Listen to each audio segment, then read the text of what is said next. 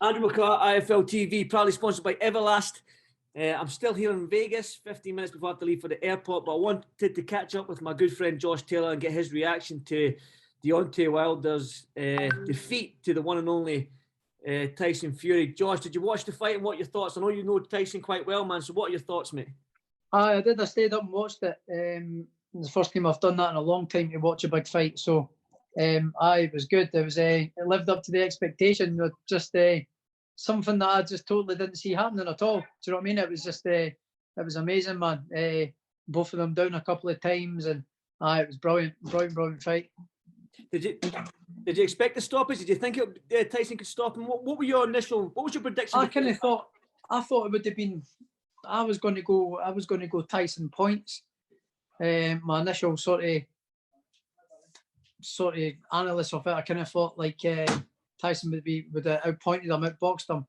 But well, he did that, but then he also beat him up as well and beat him up on the inside and saw him with a tight guard for the first time in a long time and going up tight and close and doing things like that, which was quite good, you know. He then put it to Deontay Wilder and put it on him and got him out there. It was brilliant. The fight had a bit of everything. It was class. Josh, when Tyson went down twice in that fourth round, I mean, that right hand that landed, man, it shook him. It shuddered his whole body, man. It looked like he was out in that. When Deontay landed that right hand, man, what was going through your head? Well, I knew he was a wee bit hurt, but I knew he still had his faculties and that about him. You know, he was still in the room. He wasn't like he was away.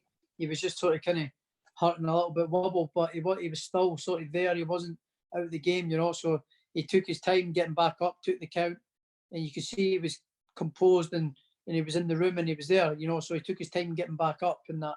So he done well, man. It was brilliant. It was amazing quality. I was shouting. I was watching it on my phone, so it was brilliant, man. Amazing.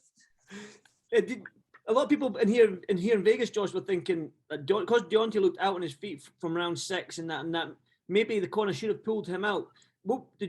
Do you believe that the corner maybe should have stepped in, or the referee should have stepped in sooner before that knockout came? I mean, I know. It's kind of I know. I mean, I don't think he's too seriously hurt or anything like that, but at the same time, it's a world title fight. He was still in there. He was still throwing punches back, although he looked knackered and he looked done, completely exhausted.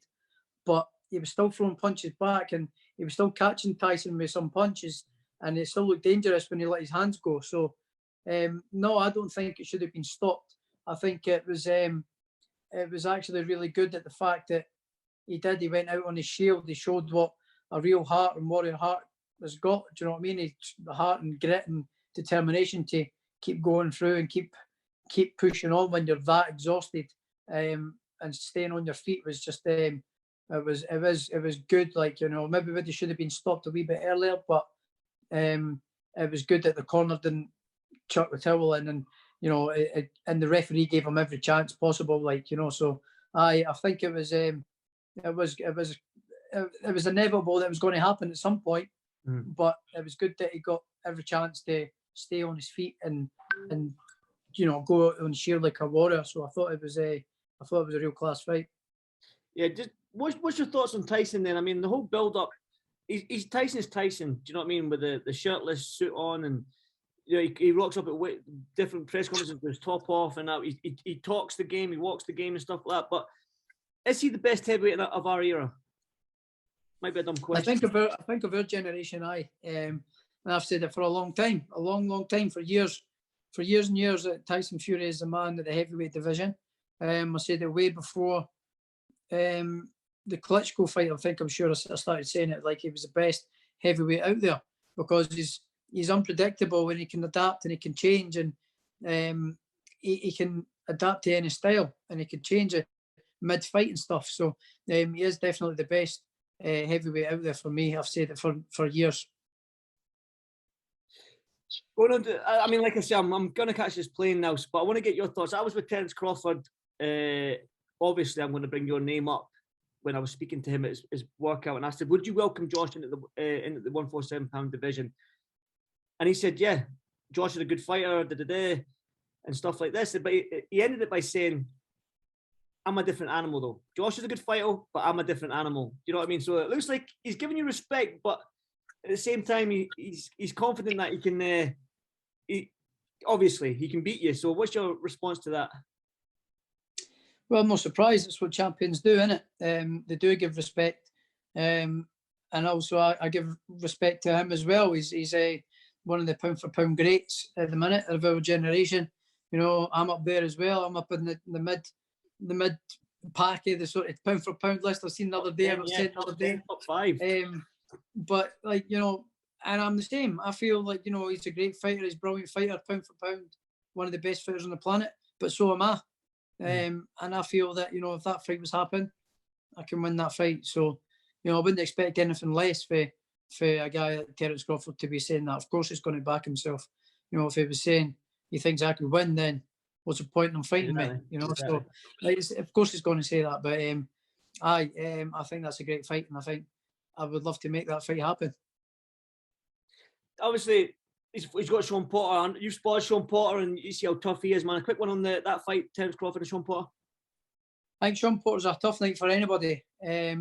Coming forward, puts the pressure on, you know, gets on your chest, gets right low, throws punches for mad angles, and really brings the pace and the heat. So it can be a tough night for a number of rounds if Crawford lets him do that. But sometimes it can be quite sort of manoeuvred and out easily outboxed on a big ring. You know, in a big ring, you can outmaneuver him and outbox him quite handily. So I expect Terence Crawford to have a couple of patches as Sean Porter get on top of him, but I expect Crawford to ultimately outbox him and outmaneuver him. Well, like I said, I'm going to jump on this plane and get back to sunny Edinburgh. But one final word on the Gypsy King from yourself. I just thought it was brilliant. I thought it was a great. You know, I thought he was going to get a harder time in the fight. Well, he did get a hard time. He got dropped twice, a couple of times, but I thought it was going to be, you know, tit for tat. But you know, he come out and expected. He gave me something that I didn't expect of. So a great performance. So just well done to the big man. I thought it was fantastic, and he's the best heavyweight on the planet. Josh, man, December 18, I can't wait for it, man, back home in Scotland. So looking forward to that one. But until then, mate, keep training hard, and I'll see you soon, champ.